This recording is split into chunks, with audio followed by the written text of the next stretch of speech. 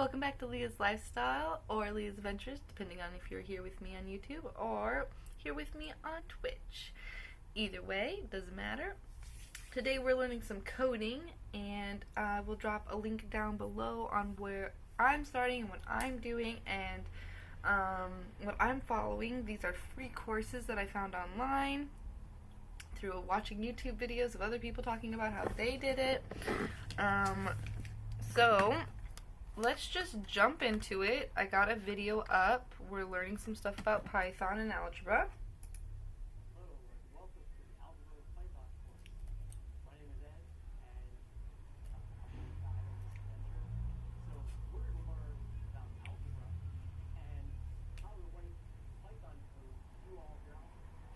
Because there's so many different things that you can do with formulas.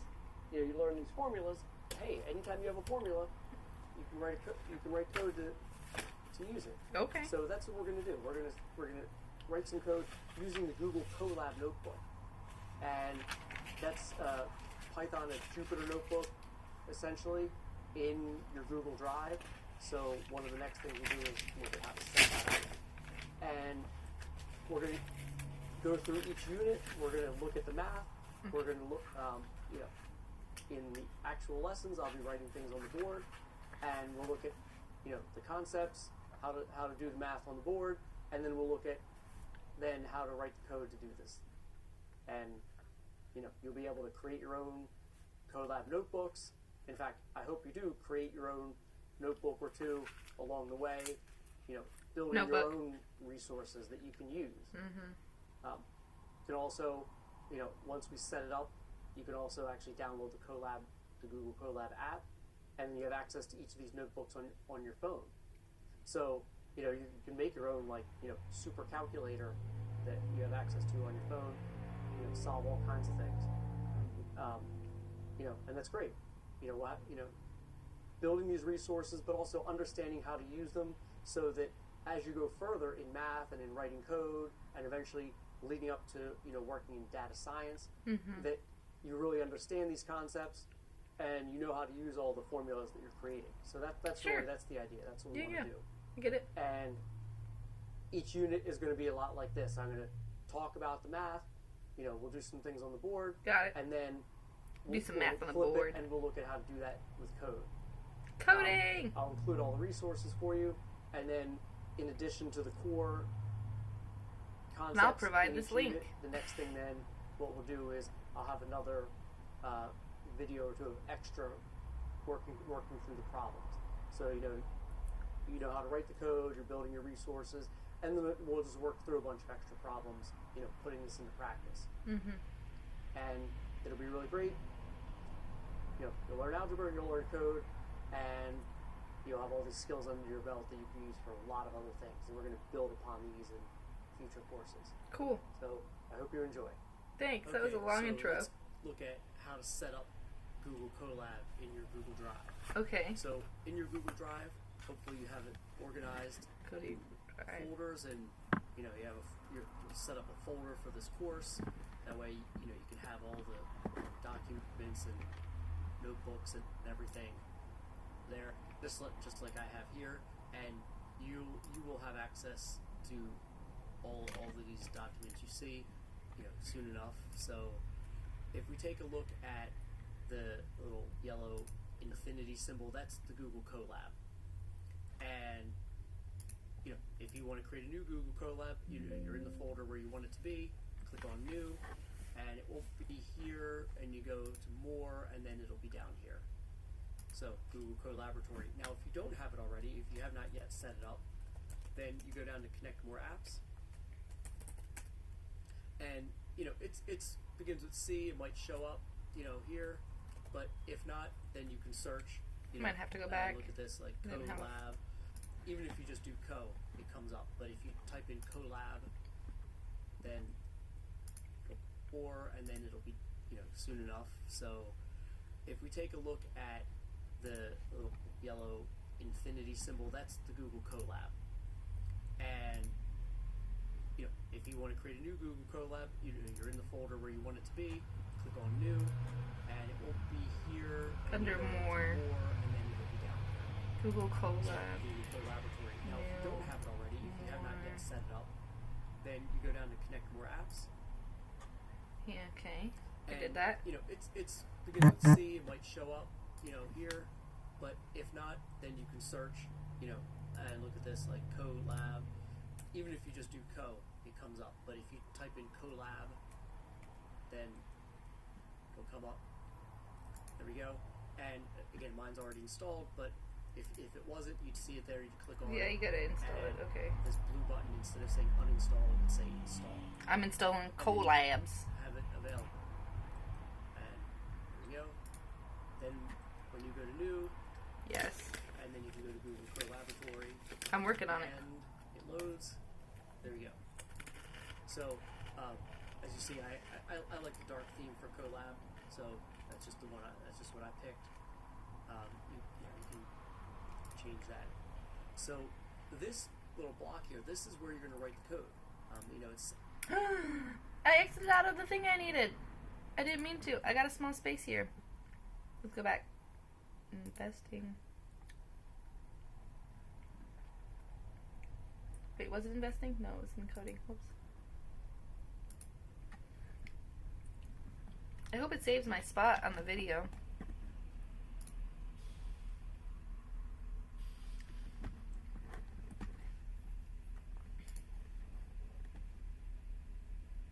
No, it does not. To write a block of code.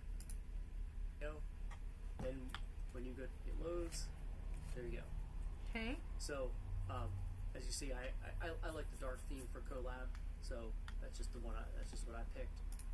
Okay. You know, you can change that. So this little block here, this is where you're going to write the code. Okay. You know, it's set up to write a block of code, and in addition to that, you have the ability to add more code or more text. So you see, you can add another block of code. Mm-hmm. Add more I text. see that. And if you click up there, it just adds it in line. Okay. And you know, if It adds a line, but you have to click it. If I hit enter, that just gives me a new line. I have to click somewhere else to get out of that. Mm-hmm. So there you go. You can add code or text by doing that. Also, you might notice this appear. If you hover around the middle, you can add code or text, and that works anywhere. You see, so you can add, you know, Code or text right here, in between these two. Right. And there we go. That makes and sense. then text actually, besides writing text, you can actually use a few. We're kind of learning the HTML program, tags I think. to, you know, make new line breaks or some things like that. And then if you get really fancy, you can use the latex math notation to display different math formulas. But we'll get to that soon enough.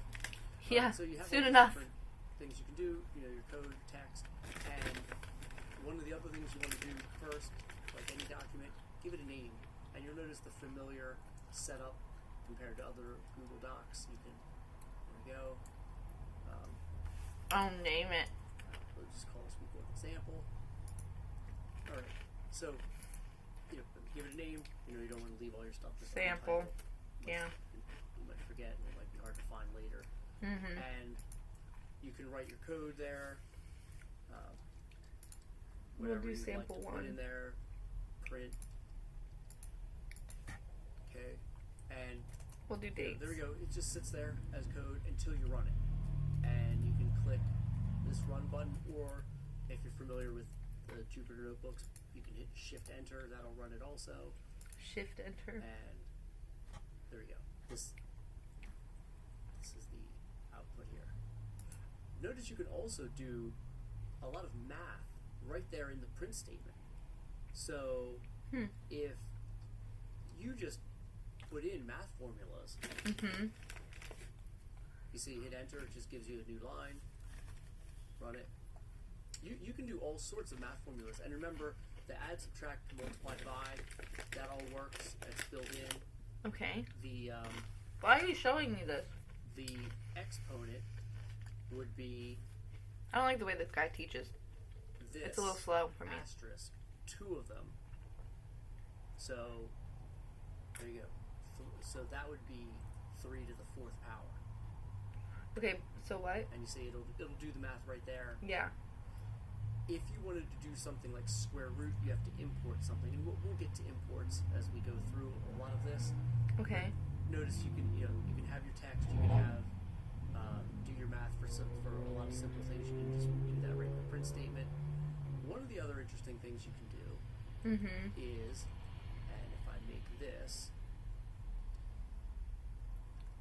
I'll just make that B for a certain reason, then you have a table of contents here. Now this has nothing because I don't have any headings or sections. So that's what the table of contents looks for. If you click on a new section, then so you can like move up and down, like wherever it's at. Section called good right there. You see it shows up in the table of contents. Yeah. And if you double click, now this B is underneath that section. So if I click on this arrow, it becomes minimized within that section. And then here, A, if I want to make this he's just showing like how to use this particular take a look at this section heading. If I thing that we'll be double click on using. It's that hashtag that would be normally used for a Python comment, but we're in the comment. It would be normally used for a Python comment, but since we're in the text part, then you would just use it to indicate a new section. So I can go up to here, this text, and I can.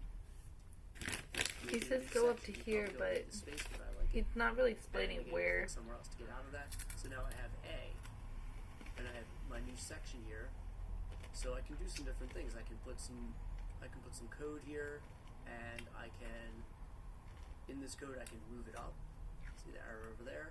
I can move it up, and then maybe I'll make B. Double click on this, and maybe I'll make B its own section. Click somewhere else. And so I can have all these sections move about, yeah. And now B is its own section. That kind of didn't matter because I don't have anything underneath of it. There we go. Put text in here, click somewhere else, and then I can collapse it. So you see, this 13-minute video really only needs to be like collapsed, and then they all show 5, the table 10. of contents. A, new section. B.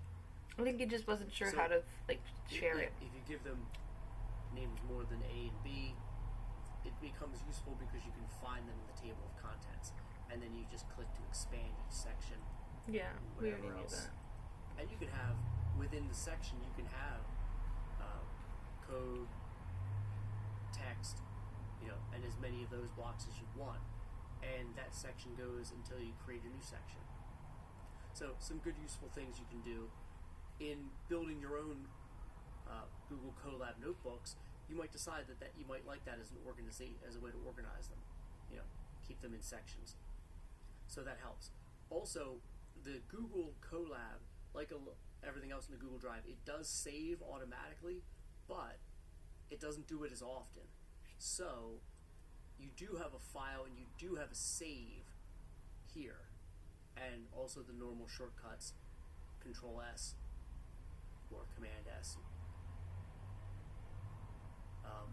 So that does work, and that way sometimes if it goes a while in between saving, if you try to close it, it might actually prompt you to say that you might need to save it. So that's just something to think about, because you actually do. I couldn't see like the screen very well, and there's questions down below that's asking me something that he didn't. I think he said use this. He said use this symbol. You get really fancy. You can use the latex math notation code to do math right there in the print statement. Display different math formulas, but we'll get to that soon enough. All right, so you have all these different things you can do. Your code, your text, and one of the other things you want to do first, like any document, give it a name. Example, title, code there, print, until you run it. The Jupyter Notebook. There we go. This is the output here. Notice you can also do a lot of math right there in the print statement formulas. Run it. that all works. Exponent, risk 2 of them. 3 to... If you wanted to do something like square root, you have to import, which you can just is, and if I make this, I'll just make that B for a certain reason, then... Yeah, see, I don't know, I think, okay, I can check my answer.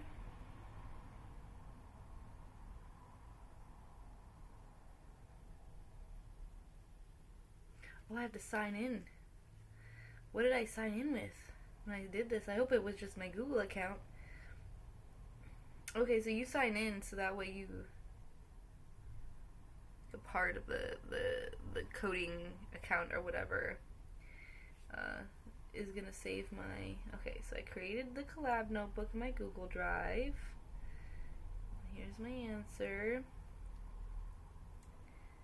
Okay. Submit to go to the next one. Okay, so like inside that video they offered a couple books. I'm gonna look into them a little bit,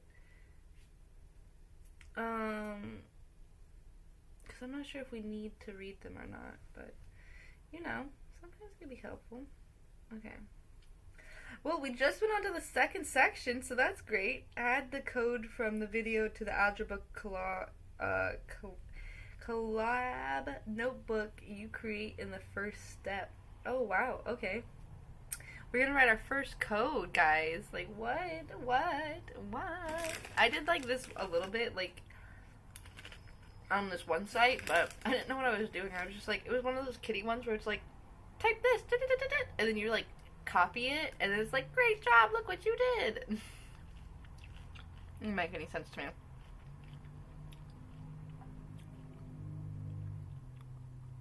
Hello, Constellation. Thank you for the follow.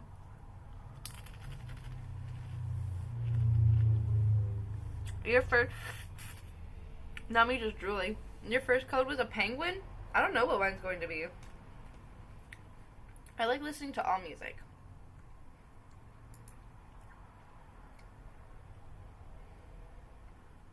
So, we can't talk about proportions without talking about ratios. And a ratio is another word for a fraction. So this 2 out of 4, I can write that as, well, 2 out of 4, but I could say 2/4, I can call it a fraction, but it's also a ratio. Okay. And then a proportion is 2 equal ratios.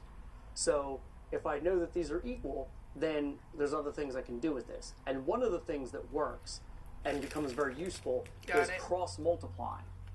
So if these two are equal ratios, then I can cross-multiply. Multiply the diagonals. I can do 2 times 10 equals 4 times 5. Okay. And that's another way to write this so that I can get it out of the proportion mode, and I can use this to double check, or I can solve for things. So 2 times 10, we see 20 equals 20, and then that's true. So, you know, we confirm that that works. We can always do this. If these were other numbers, I can check to see if this really is true. Cross-multiplying, because if that doesn't work, then that wouldn't be true. And I can also use it if one of these numbers is unknown. So if I have 3 out of 6 equals x out of 4. Now, there's other ways to solve this, but this is the go-to way because it works every time. Okay. So when I do my cross-multiplying, 3 times 4. Then I can do this. 3 times 4 is 12. Yeah, so it must be 12. Equals 6x. Right, so 6. So there we go. 6 3 times what? 4 is 12, and then 6 times x is 6x.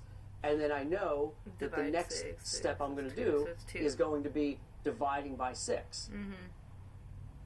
So I haven't done kind then of I math get like this in my brain in a minute. x equals 2. Yeah. Now, in doing that, we can jump ahead and say, okay, I know that when I multiply this diagonal, I can picture this step. It's going to be 6x, so the next thing I'm doing is dividing by 6. So a lot of times we just put this in one step.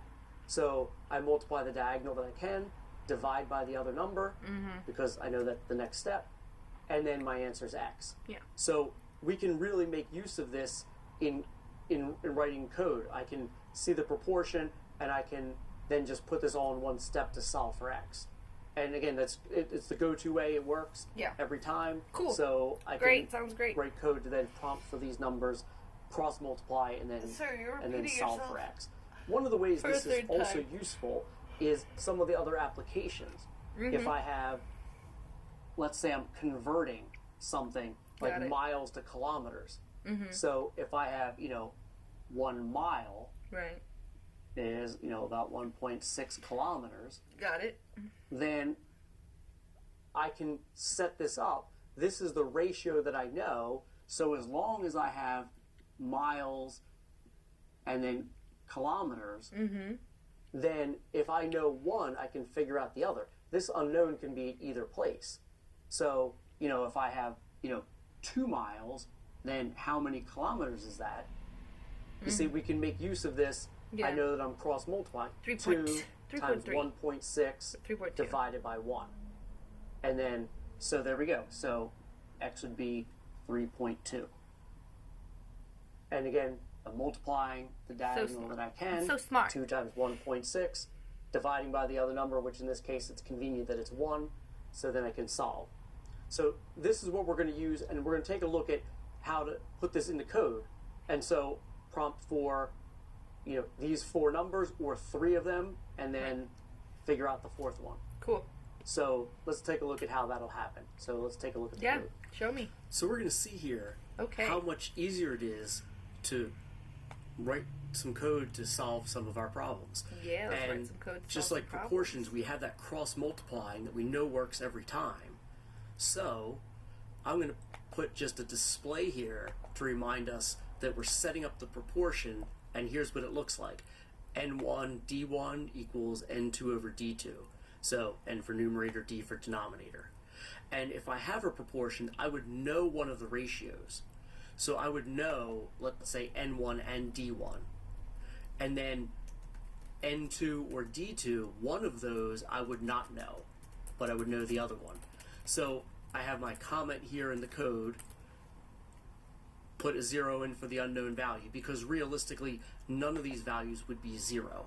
That would just, you wouldn't even need to think hard about that 0 is everything out, or if it's in the denominator, it's undefined.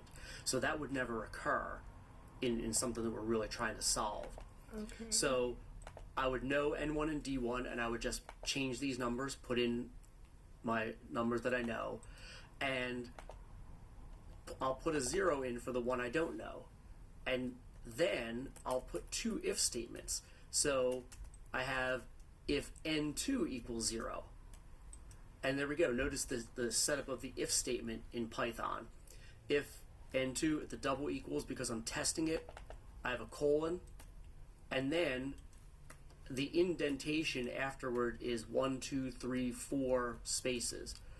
I would hesitate. Some people use a tab. I would hesitate to not use a tab. They don't often give you the right number of spaces. So indent 4 spaces, and then I have the answer is, and I'm going to just do that cross multiplying. So you see D2 times N1 divided by D1. That cross multiplying that we know, and then we'll print out the answer. And we'll do the same thing here if it's D2 that I don't know. So my if statement, if D2 equals 0, colon, 4 spaces indent, and then this answer, notice the cross multiplying. So D2 is what I don't know, so I'd be doing N2 times D1 divided by N1. And then I'd print out that answer. So there we go. And then given these, 1 over 2 equals what over 16? And then if I would run this,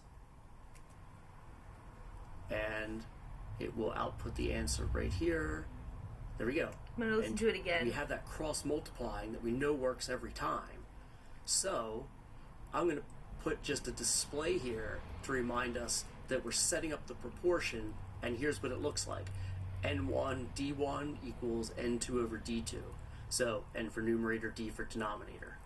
And if I have a proportion, I would know one of the ratios. So I would know, let's say, N1 and D1.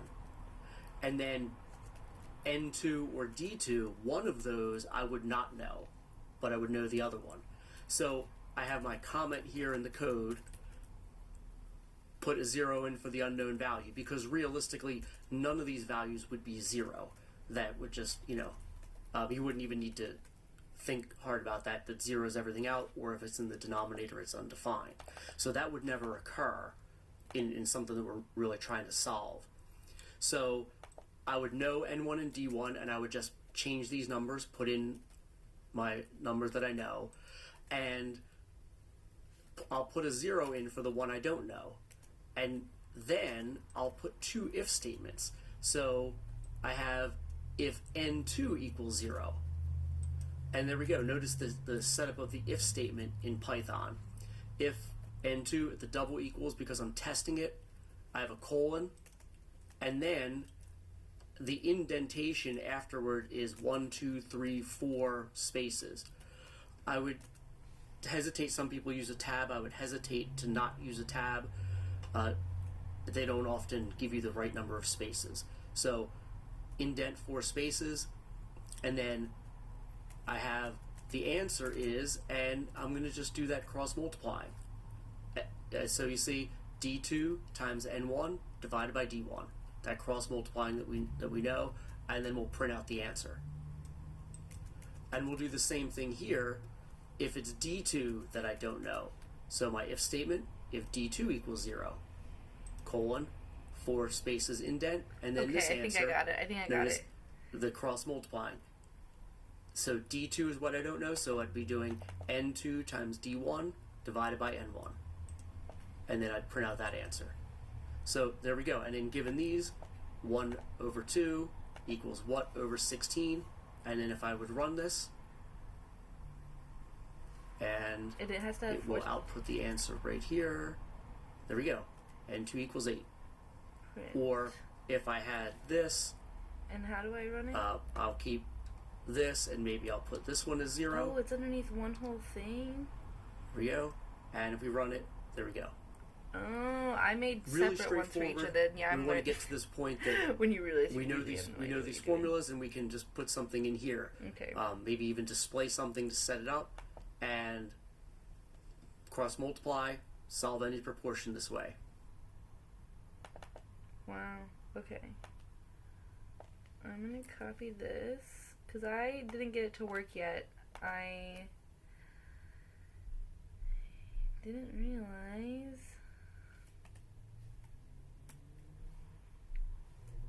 Okay, and then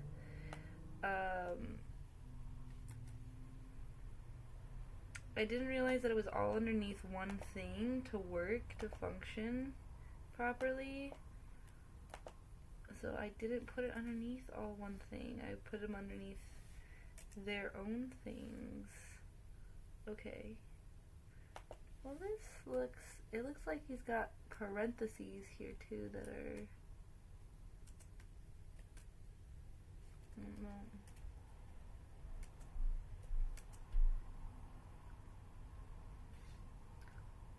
Okay, and then for these is 1, 2, 3, 4. Yep. Okay, so that's common. 4 is like common. Okay. Okay.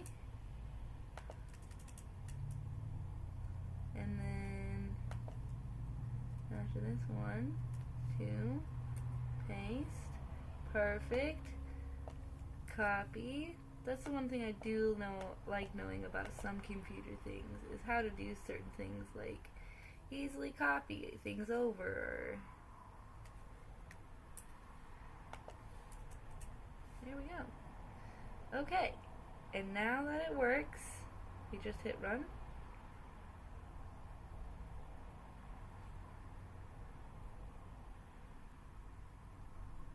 Is 1? Is that what the guy said we're supposed to get?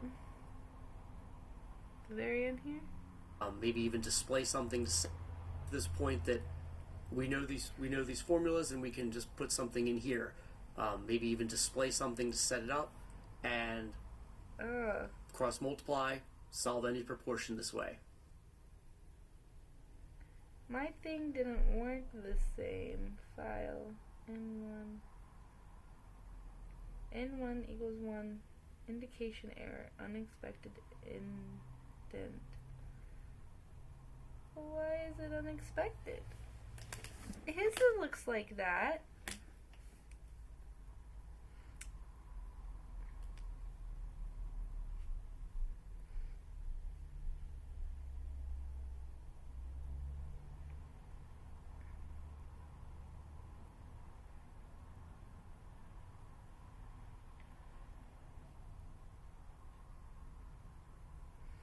I'm gonna see if I can.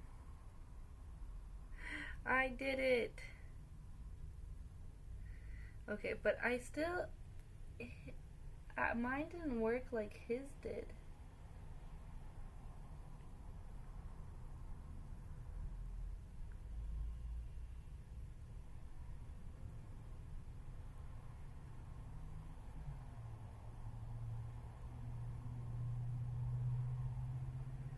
So how do I fix it? Unexpected indent. Explain error. Let's see what the error is. We'll figure it out together.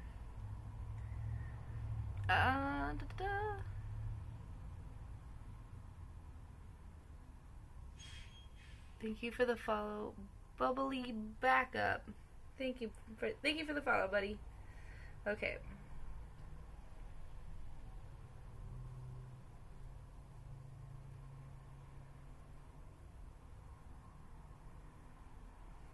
Let's see what it says. Hypothesis. It appears that you have an extra space character before your code on line 2. Python is very particular about intentions and uses it to denote code blocks. You should make sure that all lines of code that are not in a code block have no leading white space.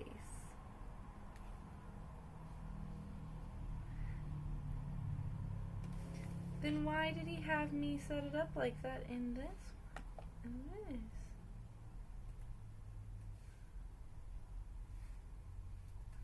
No leading white space.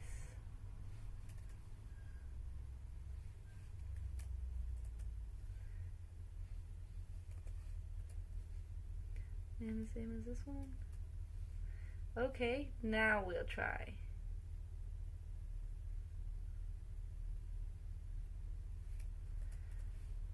Apparently, like none means none.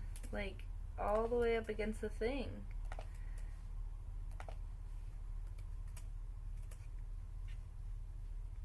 Oop, that's not what I wanted.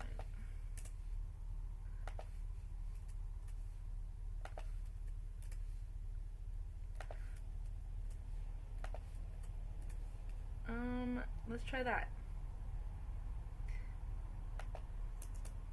Actually, these might need to be... Okay, let's try again. Okay! I think it worked! Yay! I did it! I did my first one! Yay, guys! I solved a I'm coded math. Yay! I can code math now. That's so great. Look at me.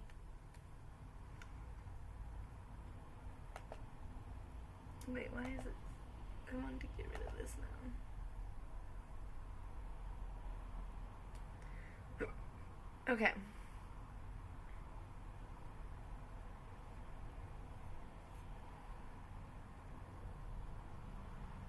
This is a 10-minute video one. Now that we've worked through the core skills in this unit, let's look through some extra problems, and I'm going to work through extra problems using the CodeLab notebook so you can see how you can apply these resources that you're building and use these to solve problems that might come up in a textbook or in day-to-day life. So we're going to I've needed these day-to-day life for sure. We're going to work through some extra problems here relating to some it will in the future though, apparently. Working with proportions, ratios, and one of the things that comes up, you work with mixed numbers, and in math I might write it like this, but then you think, how can I do this in Python? And Python, remember, you can even do math in the print statement. So you could put this as 1 2/3 becomes 1 + 2/3, and you say 2 divided by 3. notice I didn't even, sometimes I use extra parentheses, but we really don't. Python knows order of operations. So you could have 1 plus 2/3 plus 3 4/5, so it would be plus 3 plus 4 divided by 5. Okay. And, you know, you can change it up minus 7. You can put that all in a print statement there, and it would output the answer. Now, later on in, I think, the 3rd unit, we're going to also talk about converting that output, if it was a weird decimal, into a fraction or mixed number, but we'll get to that. So you can do this, but even also at this point, you could, if you wanted to, instead of print, and you don't need the parentheses, but I'll just keep them there, you could store them as a variable. Yeah. So if you had something that you wanted to store as a variable and then use that later on, or any one of these, you know, convert a mixed number, store it as a variable. Because some of these, like 2/3, that will come out as a mixed number, or 1 2/3 that will come out as that repeating decimal. Well, later on, you might want to keep as many of those decimal places as possible, and storing it as a variable will do that for you without you having to write down all the decimals. So really, that's the whole thing. We're trying to build, you know, for all the different times you might use a calculator, hey, you might as well use Google Colab, because you can have all these formulas in there, store variables and everything. So for all the different times Storing you might variables. need to work with mixed numbers, print it out, store it as a variable, and continue on and work with the rest of the problem. So if this comes out as a repeating variable, let's take a look at one other thing here. Yeah, show us repeating variables. If this comes out, so let's just say I have that 1 2/3. So we know the 1. Right. But if I look at the 2/3, you know, that would be, you know, 0.6, and it keeps repeating. Repeating, got it. You know, it'll keep repeating. If you get output like this, how would you know that that would be 2/3? Well, one of the ways you can do this is we can throw in some other variables here. Let's call this x. So x is all these repeating decimals. So if it repeats each place, then I just need to multiply it by 10. Right. Okay. You see, and that keeps going. Because if this keeps going and then this keeps going, then if I subtract them, 10x minus 1x, so that would be 9x Okay. equals 6. Now notice, I did not rewrite it, but I am subtracting this bottom row minus the top row. Right. Because then all these decimal places line up and it would subtract. So 9x equals multiplying 6. it by 10 moves it over.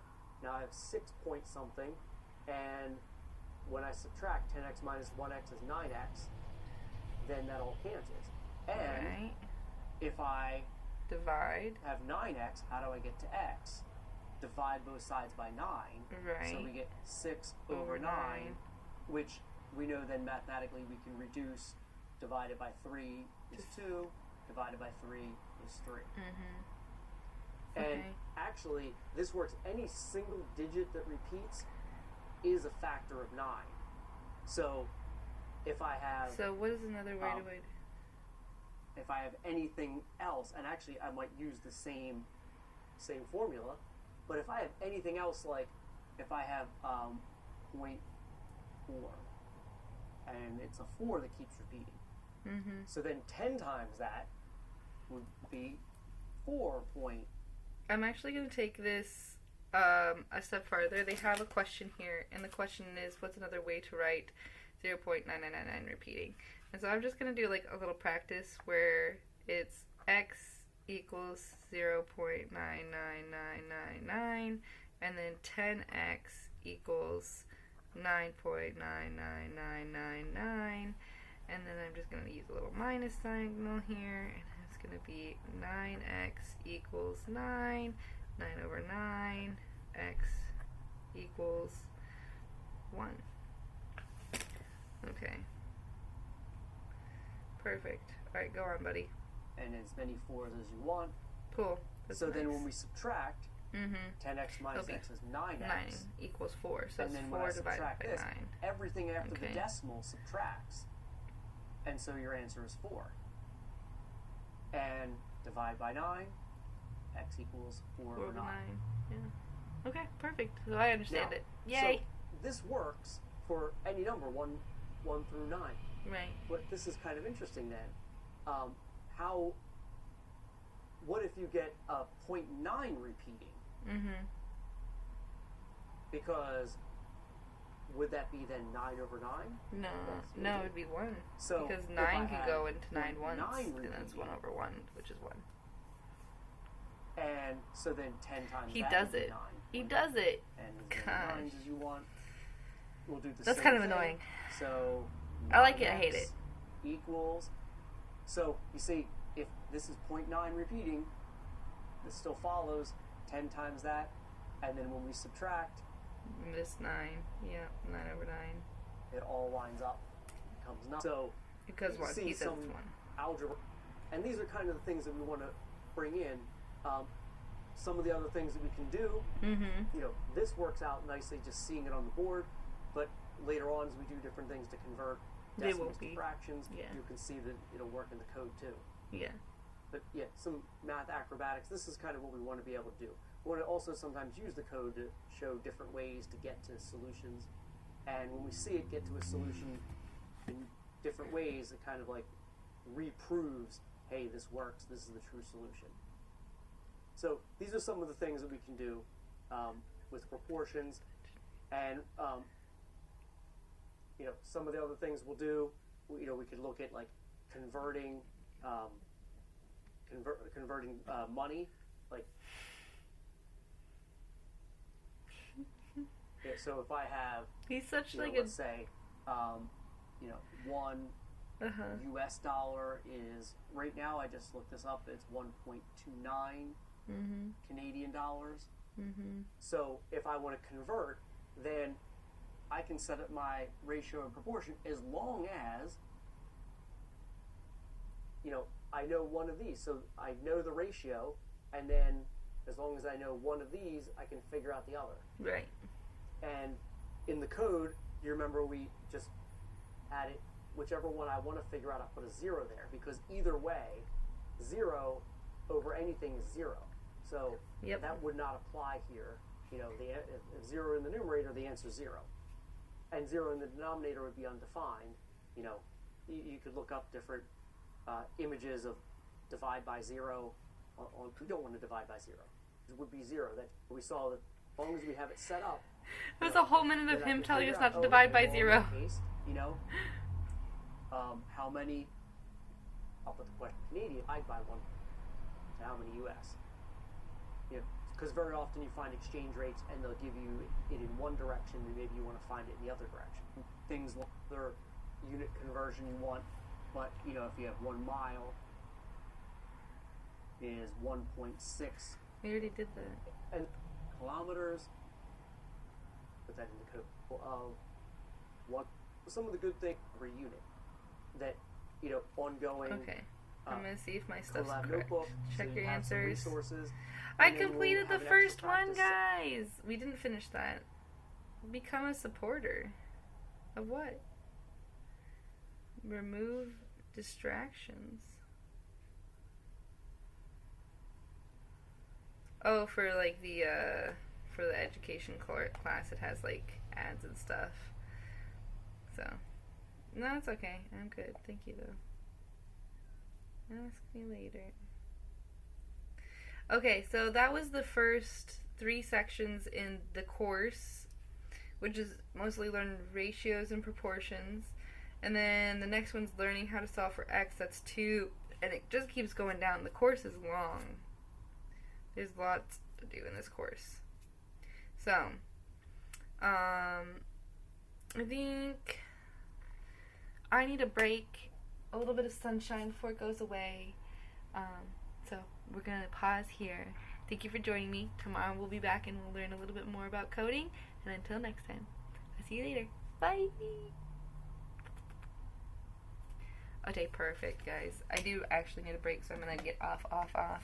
But thanks so much for hanging out with me. I'll be back and we will do some researching and probably some video gaming. So I'll see you in a little bit. Bye!